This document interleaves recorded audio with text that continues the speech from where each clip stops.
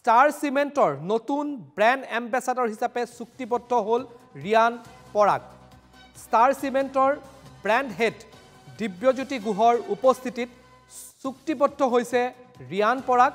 star cement লিমিটেডৰ মুখ্য সঞ্চালন বিষয়া আৰু ৰিয়ান পৰাগৰ মাজত স্বাক্ষৰিত হৈছে চুক্তি ষ্টাৰ চিমেণ্টৰ হৈ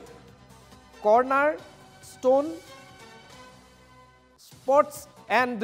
এণ্টাৰটেইনমেণ্টৰ উদ্যোগত গ্ৰহণ কৰা হৈছে এই চুক্তি ৰিয়ানৰ অংশগ্ৰহণে যুৱচামকো অনুপ্ৰাণিত কৰিব বুলি আশা প্ৰকাশ কৰা হৈছে আৰু ষ্টাৰ চিমেণ্ট লিমিটেডৰ বিষয়ববীয়াৰ উপস্থিতিত মুম্বাইত